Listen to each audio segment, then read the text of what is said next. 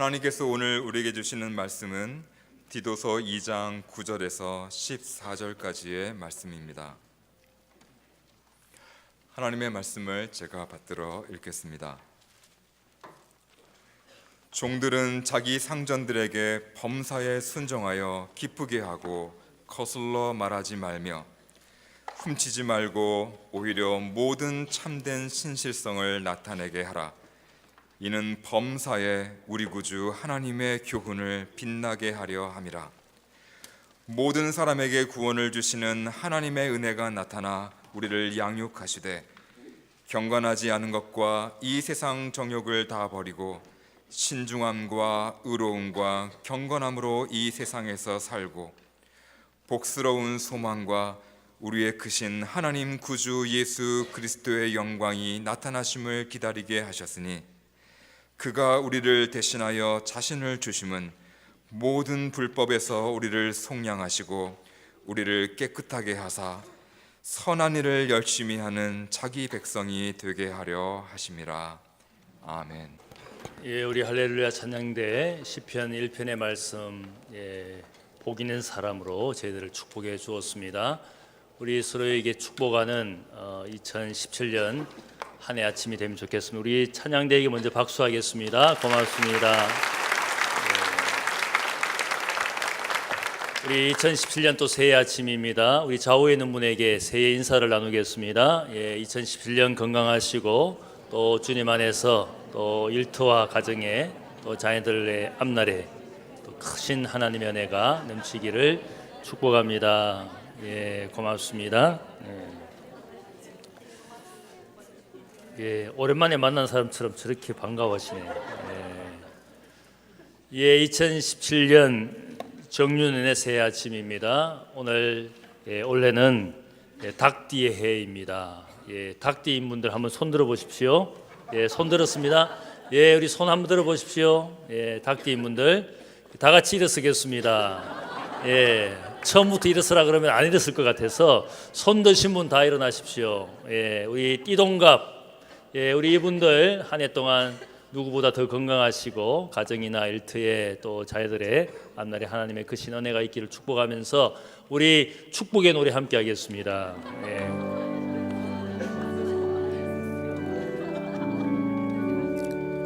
당신은 사랑받기 위해 태어난 사람, 당신의 삶 속에서 그 사랑받고 있지요. 당신은 사랑받기 위해 태어난 사람, 당신의 삶 속에서 그 사랑받고 있지요. 기도하겠습니다. 사랑의 아버지 하나님 감사합니다. 2017년 새해 닭띠의 해입니다. 특별히 하나님의 은혜 가운데 이 땅에서 살게 하시는 이 귀한 분들, 사랑하는 성도들, 형제와 자매들 기억합니다. 우리 모두가 이 자리 하나님 앞에 복된 자리에 있습니다. 하나님 안에 서로 강건한 삶을 살게 하시고 또 주님 안에 주어진 일들 잘 감당하는 은혜가 넘치는 한 해가 되도록 이분들을 축복하며 함께 있는 저희들을 축복합니다.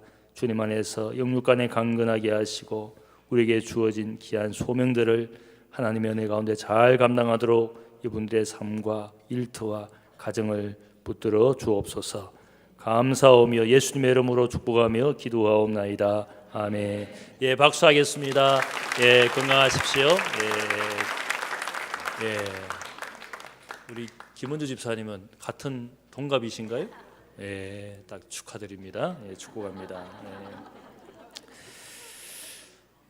우리 올해 교회의 표어로서 디도서 2장 10절의 말씀을 선택했습니다. 다 같이 한번 따라하겠습니다. 범사에 하나님의 교훈을 빛나게 하라.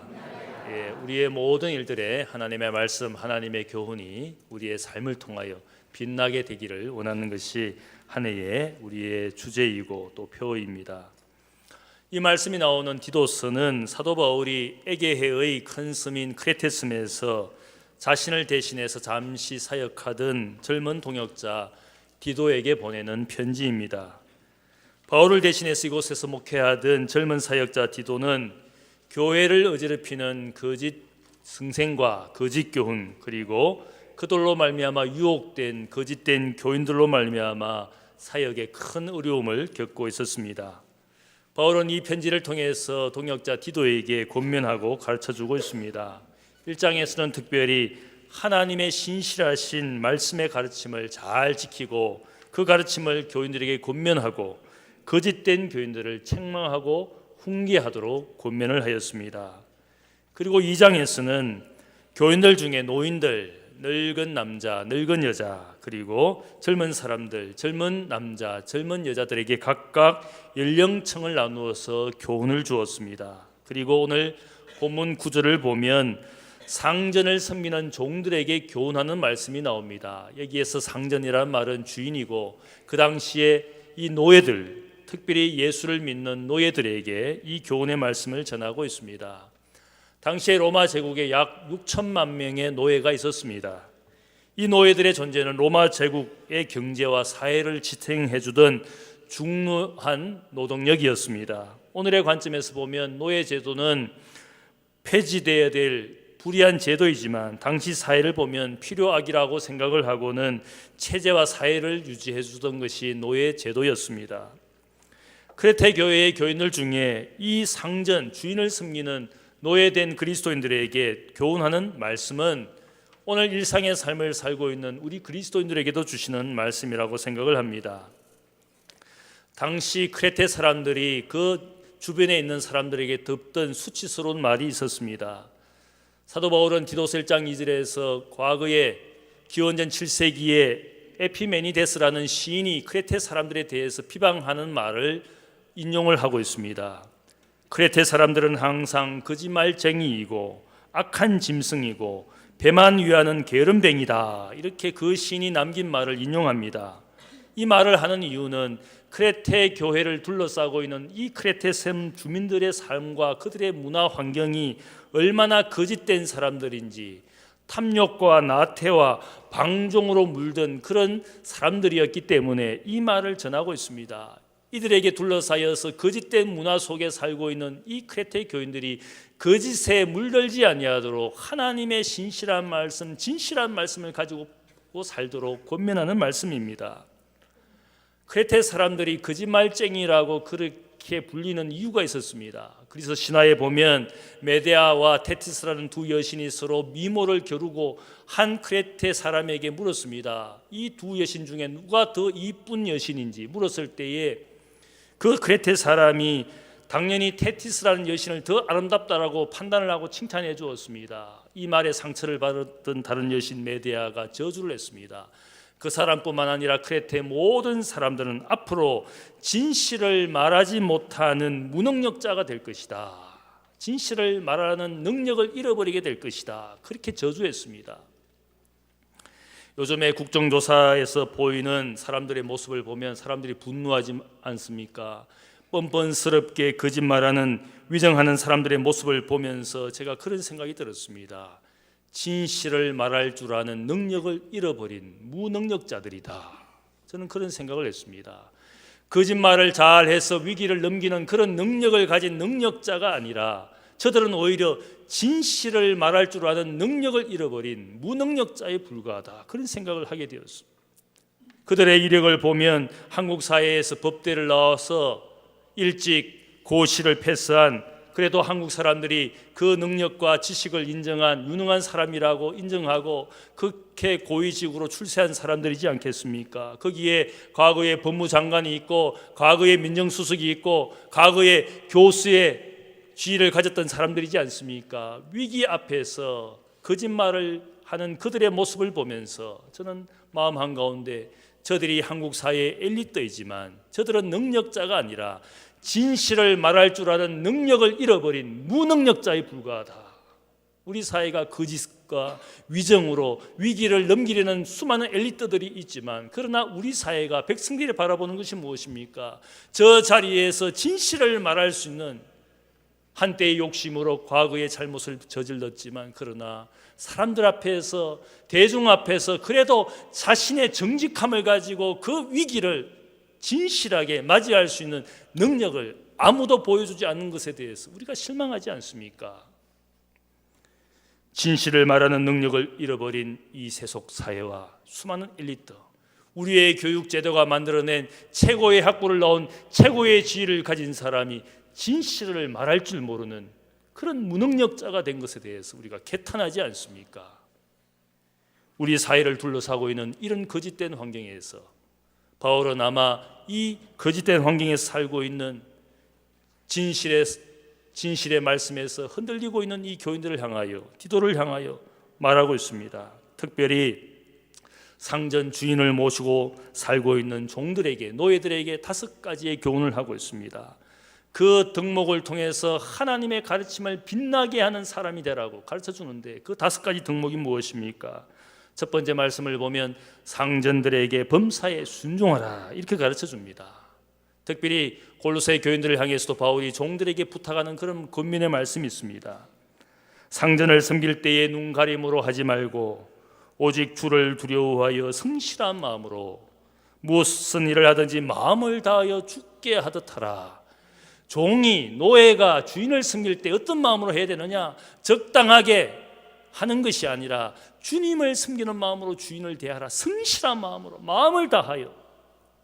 우리가 일터에서 일할 때에 월급 받아 먹고 살기 때문에 내가 적당하게 일하는 그런 일터가 아니라, 적어도 나의 상전, 나의 보스에게 내가 주님을 대하는 마음으로 성실하게 온 마음을 다하여 주님을 섬기는 것처럼 그곳에서 일하도록 우리에게 주시는 말씀인 줄로 믿습니다.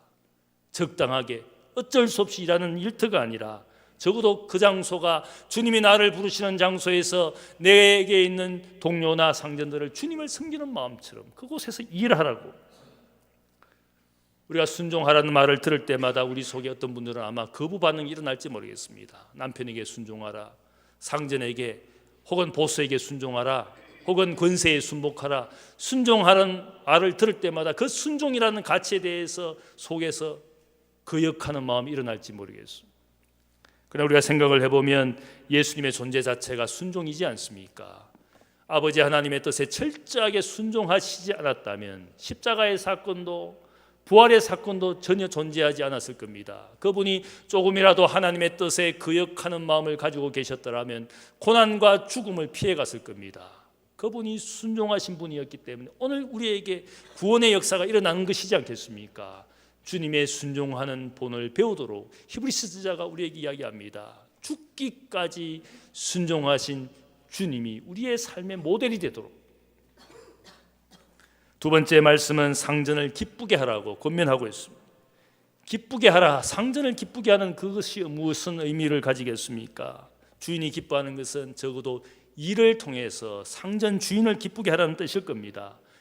우리가 일을 통해서 상전을 기쁘게 하기 위해서는 어떻게 해야 되겠습니까? 그 일을 탁월하게 해야 됩니다. 적어도 비범하게 할 줄 알아야 됩니다. 물론 내가 능력이 부족해서 이 일을 탁월하게 할 수 없다라고 우리가 생각할 것이 아니라, 그 일을 탁월하고 비범하게 하기 위해서 어떻게 해야 되겠습니까? 시간을 들이고 땀을 흘리고 적어도 그 일을 잘하기 위해서 지식과 기술을 배워가는 그런 과정이 있어야 되지 않겠습니까? 나는 무능력자다 그렇게 생각할 것이 아니라, 그 일을 잘하도록 내가 땀 흘리고 시간을 투자하고 때로는 기술과 지식을 습득해가는 그 과정을 통하여 내가 이 일에 한번 잘 해보자고 시간을 들이는 그 땀을 흘리면 아마 그 상전과 주인이 볼 때 저 사람이 능력이 부족하지만 저 일을 잘하기 위해서 최선을 다하고 있구나.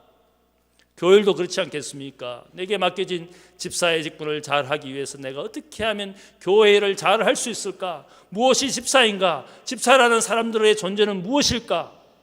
우리가 교회에서 성경 말씀을 통하여 7 집사가 성령과 지혜가 충만하고 기도와 전도의 삶을 최선을 다하지 않습니까? 내게 맡겨진 일들에 내가 비범하고 탁월하게 하기 위해서 적어도 노력이 필요합니다. 찬양대를 잘하기 위해서 일찍 나와서 연습을 하고 집에 가서도 연습을 하고 어떻게 하면 노래를 잘할 수 있을까? 적어도 훈련하고 연습하는 그 노력을 하는 사람들에게는 적어도 발전이 있는 것이지 않겠습니까? 세상의 직장에서 일을 맡겼을 때는 그토록 잘하는데 교회 일을 맡기면 근성으로 합니다. 노력을 하지 않습니다. 지식을 습득하지 않습니다. 영의 일이라고 생각을 하면 기도와 말씀으로 그 일을 준비하지 않을 수가 없습니다. 그런 일들을 우리가 하고 있는 것입니까? 상전을 기쁘게 하기 위해서, 주님을 기쁘게 하기 위해서 그 일에서 내가 탁월하고 비범한 사람이 되도록 얼마나 우리가 노력하고 있습니까? 내게 주어진 일들을 탁월하게 하기 위해서는 우리가 노력하는 흘리는 땀이 필요한 그것이 바로 주인의 기쁨이 되는 것입니다. 세 번째로 오늘 주신 말씀을 보면 거슬러 말하지 않도록 말하고 있습니다. 부정적인 태도와 말은 결국 관계를 악화시킵니다. 가정과 공동체를 파괴하는 것이 될 겁니다. 남편과 아내에게 혹은 자녀에게, 이웃에게, 성도에게 거친 말을 하든지 부정적인 말을 하게 되면 반드시 그 말은 관계를 악화시키게 되어 있습니다. 내가 한 부정적인 말이 그냥 끝나는 것이 아니라 그 말이 사람들의 영혼에 상처를 주고 관계를 파괴하게 되어 있습니다. 긍정적인 말, 칭찬하는 말, 남을 세워주는 말은 관계를 결속시키고 건강하게 만들어냅니다. 우리가 그래서 말의 훈련이 필요한 이유가 무엇이겠습니까? 이 말이 관계를 견고하게 만들기도 하고 관계를 깨어버리는 것이기 때문에 말의 훈련이 왜 필요합니까? 그 말이 건강한 관계를 만들어내도록 긍정적인 입술이 되어야 되는 겁니다. 늘 부정적인 시각으로 부정적인 입술이 되면 그것이 다른 사람을 파괴할 뿐만 아니라 나의 삶을 결국은 파괴하는 것이 되기 때문에 우리가 긍정적인 말을 하고 거슬러 말하는 것을 우리가 하지 않도록 훈련해야 되는 겁니다. 과거의 미국 대통령의 선거 후보 토론을 보면 서로 그래도 다른 사람에 대한, 다른 후보자에 대한 배려가 있고 존중이 있었습니다. 정책과 생각이 다르지만 적어도 서로를 인정해주는 그런 모습이었습니다. 그런데 이번에 미국의 선거를 보니까 클린턴과 트럼프가 싸우는데 그냥 싸우는 것이 아니라 온갖 인신공격과 온갖 스캔들을 들추어냅니다. TV 토론에서도 선거 유세장에서도 끊임없이 다른 사람, 다른 후보의 인신공격과 추문을 들추어내는 그런 선거전이었어요. 요즘 국회 청문회를 보면 어떻습니까? 인신공격은 말할 것도 없고 온갖 여자의 사생활을 다 들추어냅니다. 더 이상 청문회라고 말할 수가 없습니다. 여자의 사소한 모든 일거수일투족을 다 들추어냅니다. 제가 보니까 이제는 도를 넘어선 지경에 이르렀습니다. 온 방송 매체와 심지어는 국회의원까지 인신공격의 정도를 넘어서서 그게 보니까 사람을 완전히 파멸시키기 위해서, 제가 보니까 우리 사회가 언제부터 이렇게 되었는지 모르겠어요. 온갖 SNS에 보면 사람들의 모든 생각들을 신상털기라 그래서 다들 추어냅니다. 그것을 잘하는 것이라고 사람들이 부추깁니다. 신상털기 하면 다 나온다. 제가 보니까 이것은 거짓된 가치입니다. 사탄의 영적인 업무가 무엇입니까? 내가 이기기 위해서 남을 파멸시키는 것이, 그것이 영적인 업무입니다. 그러나 기독교의 가치는 그것이 반대입니다. 오히려 남을 세워주기 위해서 나를 희생시키는 것이 기독교의 가치입니다. 우리 사회가 얼마나 영적으로 밑바닥까지 내려갔는지 우리 사회 방송 매체와 지도자들이 그런 가치에 온 세상과 어린 아이들까지 다 몰고 갑니다. 저는 절대로 이것이 건강한 사회를 만들어내지 못한다고 저는 생각합니다. 기독교의 가치가 무엇입니까? 주님은 자신을 희생시키되 죽기까지 희생하시고 누구를 높여주셨습니까? 죄인을 높여주신 분이 바로 그것이 기독교가 말하는 은혜라는 것입니다. 그래서 오늘 이 말씀은 결코 거슬러서 말하는 그런 인생의 가치를 가지고 사람들을 가운데 살지 않도록 말하고 있습니다. 네 번째로 훔치지 말라고 권면을 합니다. 자신의 것이 아니라면 탐내지 말라는 그런 교훈입니다. 우리 사회의 부정부패가 심화되는 것이 어떤 것입니까? 탐욕이 도를 넘어서서 이제는 남의 것을 훔치거나 착복하고 이제는 도적질하는 것이 비일비재한 일이 되었습니다. 권력의 힘으로 회사나 개인을 억압해서 돈을 억지로 기부하게 하는 것도 일종의 도적질입니다. 대통령의 권력으로 회사나 개인을 억압해서 돈을 뜯어내는, 기부하게 하는 그것도 일종의 도적질이지 않겠습니까? 권력을 가지고, 지위를 가지고 착복하는 그 모든 것들이 도적질이라 할 수 있습니다.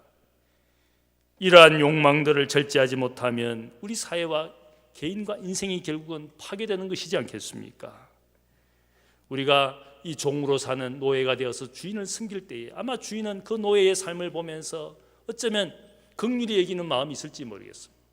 저가 종이 되고 노예가 되어서 나를 억지로 섬기는 것이구나. 그때 아마 긍휼히 여기는 마음이 생길 겁니다. 그러나 그 종이 자신의 지위를 벗어나서 주인의 것을 도적질하는 순간부터 그는 종이 아니라 도적이 되었기 때문에 더 이상 긍휼을 이 여김을 받지 못하게 될 겁니다. 인정받는 단계가 있지만 결코 인정받지 못하는 도적질이 이 사회에 팽배해 있지 않습니까? 사도 바울은 훔치지 말라고 종에게 고민했습니다. 마지막으로 모든 참된 신실성을 그 상전에게 나타내라고 말하고 있습니다. 그가 가진 신실함, 그가 가진 믿음을, 그의 모든 삶의 영역에서 모든 참된 신실함을 나타내라고 말하고 있습니다. 주인이 종에게 원하는 것이 무엇이겠습니까? 종의 능력이 아닙니다. 종의 탁월함이 아닙니다. 종이 주인에게 받은 것을 감사하면서 내가 주인의 은혜에 감사해서 주어진 것에 신실하게 충성하는 것, 그것이 종이 가진 가장 최고의 덕목입니다. 얼마나 충성되냐, 얼마나 신실하냐. 많은 업적을 남기는 종이 아니라 그 업적을 남기면서 교만하게 주인도 몰라봐는 그런 종이 아니라 그 종이 가진 최고의 덕목은 주인 아래에서 신실하게 충성되게 사는 것. 여기 오늘 특별히 참된 신실함을 상전에게 보여주라고 이야기합니다. 이러한 덕목들을 통해서 10절의 말씀에 바울이 말하는 것은 이러한 모든 종의 행위가 범사에 우리 구주 하나님의 교훈을 빛나게 하는 것이다. 빛나게 하는 것이다. 빛나게 하다, 이 헬라어 코스메오라는 이 단어에서 카즈메틱, 화장품이라는 단어가 나왔어요.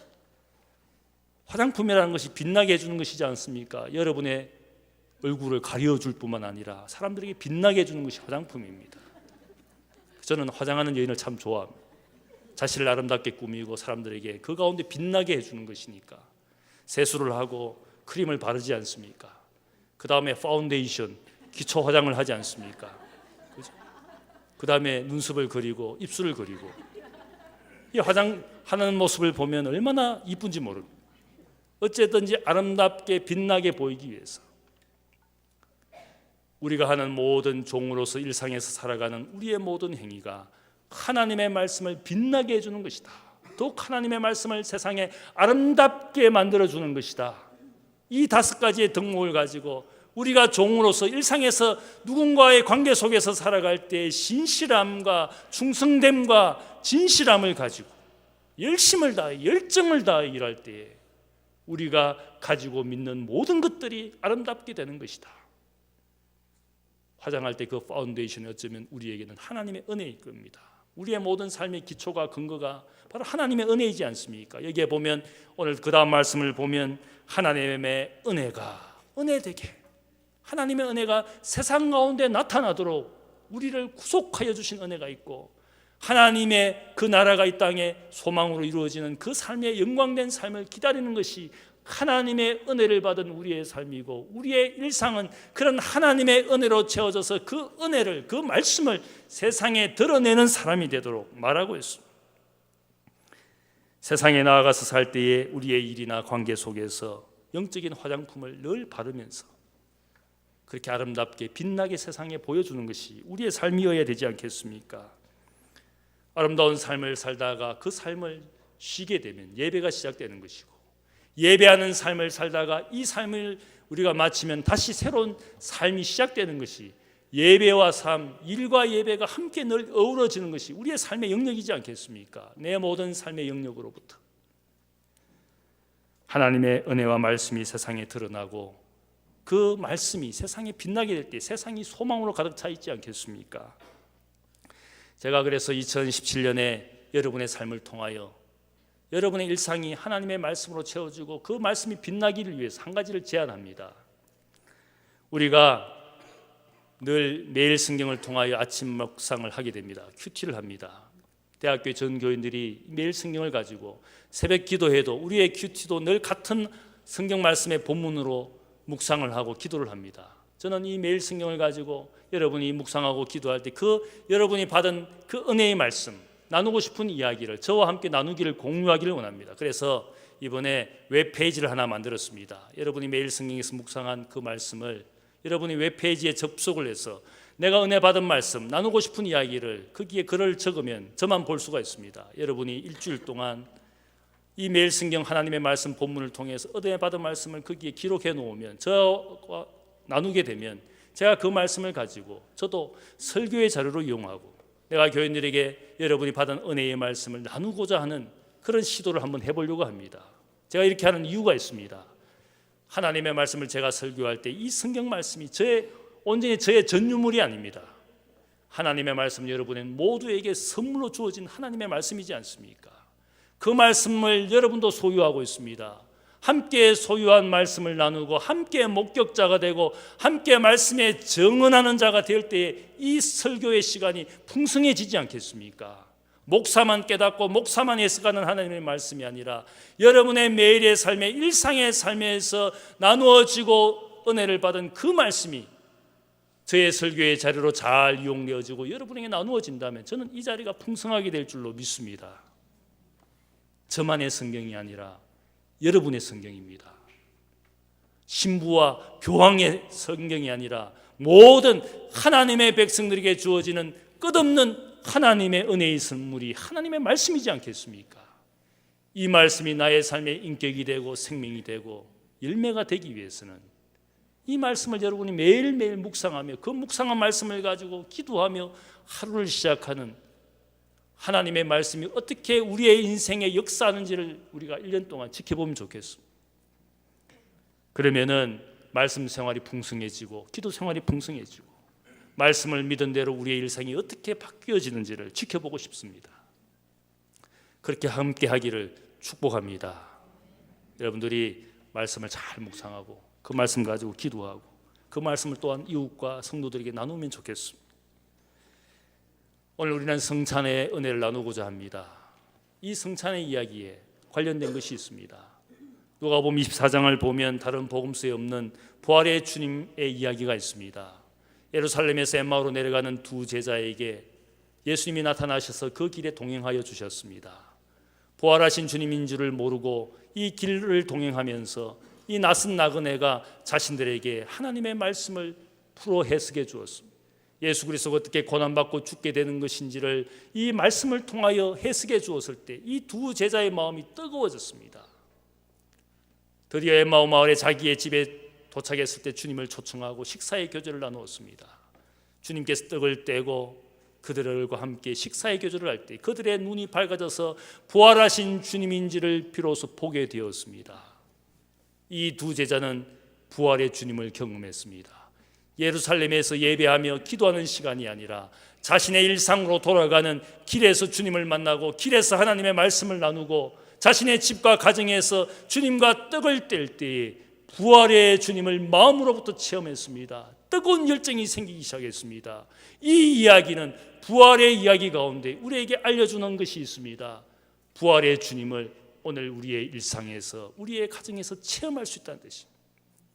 떡을 떼며 함께 길을 가며 하나님의 말씀이 나누어지고 주님과 함께 떡을 떼는 이 부활의 체험이 우리의 삶에도 계속될 수 있다는 것을 알려주는 놀라운 부활의 이야기입니다. 오늘 저는 여러분들과 함께 이 성찬의 은혜를 나누면서 떡을 떼며 잔을 나눌 때 부활의 주님을 우리의 삶에서 일상에서 맛보기를 축복합니다. 이제 이 시간 여러분과 함께 성찬을 나누도록 하겠습니다. 찬송가 526장 1절과 2절을 함께 부르고 우리가 성찬을 준비하겠습니다.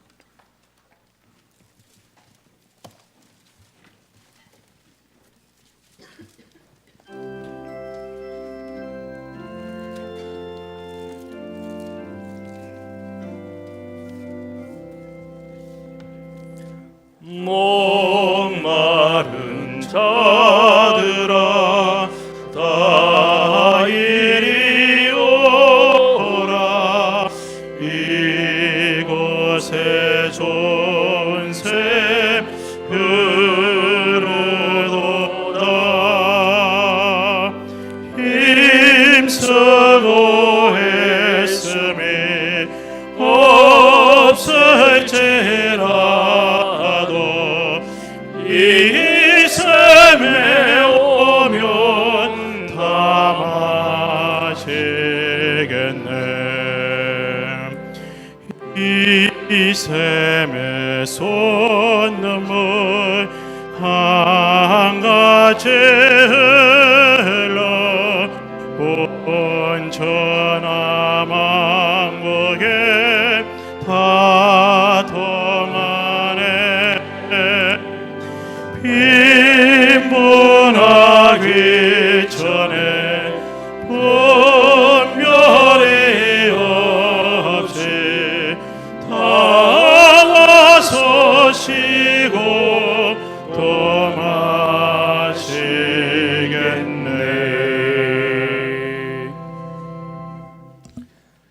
주님께서 마지막 밤에 12제자와 함께 만찬의 교제를 나누어 주셨습니다.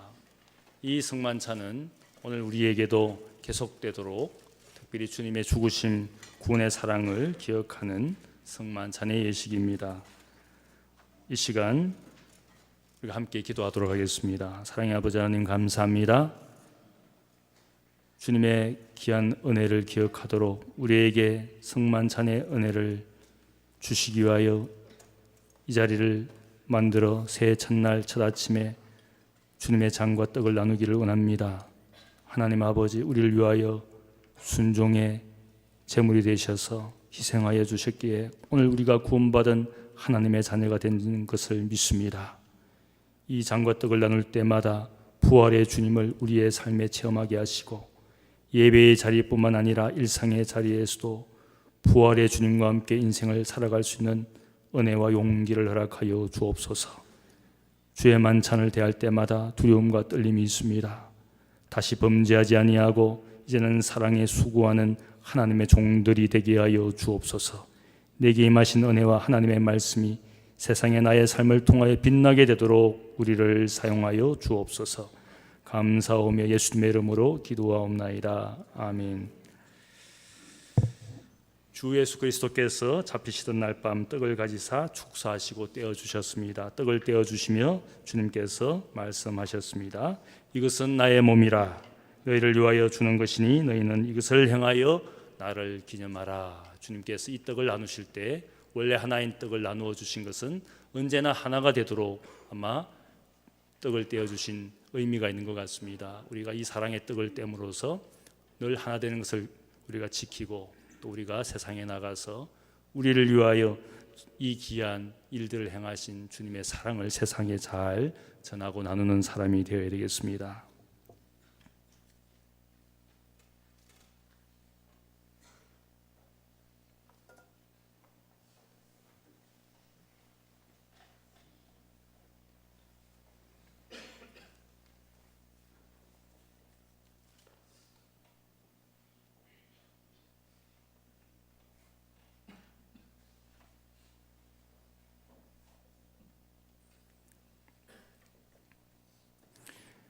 이제 여러분이 가만히 앉아 계시면 우리 성찬위원들이 이 떡을 여러분에게 나누어 드리도록 하겠습니다.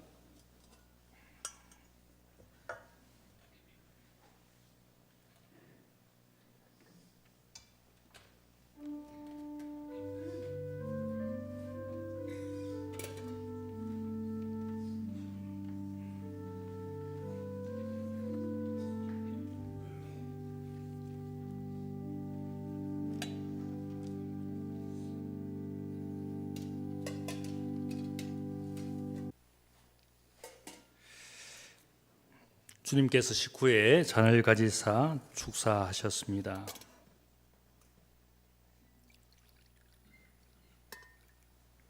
그리고 말씀하시기를 이 잔은 나의 피로 세운 새 언약이니 이것을 마실 때마다 나를 기념하라. 우리 주님께서도 이 피는 바로 사랑의 언약으로서 이 땅에 하나님의 사랑을 완성하시기 위하여 주신 그런 주님의 흘리신 피라는 사실을 우리에게 알려주고 있습니다. 우리가 이 잔을 마실 때마다 그리스도인들은, 제자들은 희생과 헌신의 사람입니다. 오늘 이기적이고 거짓이 난무하는 세상에서 우리가 진실을 가지고 사람들을 사랑하고 섬기고 헌신하는 그리스도인 되도록 주님께서 이 잔을 마시게 하신 줄로 믿습니다. 이 잔을 마시면서 우리가 한 해 동안 그런 그리스도의 제자로 또 주님의 사람으로 헌신과 희생으로 살아가는 여러분들 되시기를 축복합니다.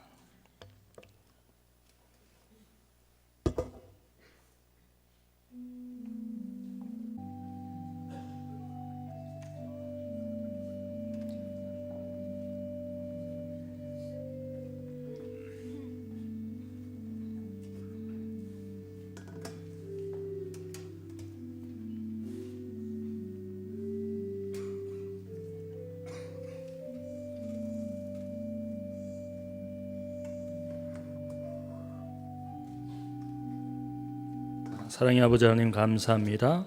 또 하나님 안에서 이 귀한 성찬의 일을 주심을 감사합니다. 떡과 잔을 나눌 때마다 주의 사랑을 기억하고 사랑의 약속을 기억합니다. 하나님 아버지 받은 사랑을 가지고 세상에 섬기는 사람으로 또 사랑하는 사람으로 쓰임받기를 원합니다. 사랑 없는 무정한 세대입니다. 진실이 없는 거짓된 시대입니다. 우리가 사랑을 알고 진실을 말하는 능력을 가지고 세상에 살게 하시니 감사합니다. 이 위기와 어려움을 진실함으로 이겨내는 하나님의 모든 자녀들 되게 하시고 탐욕과 욕심으로 물든 세상에 사랑의 희생을 통하여 승리하는 귀한 비결과 능력을 주셨사오니 행하기를 원합니다. 사랑하기를 원합니다. 우리를 사용하여 주옵소서. 2017년 한 해가 주님 안에서 이 귀한 사랑의 약속을 가지고 하나님의 말씀을 우리의 삶을 통하여 빛내는 하나님의 모든 자녀들이 되게 하여 주옵소서. 감사하며 예수님의 이름으로 기도하옵나이다. 아멘.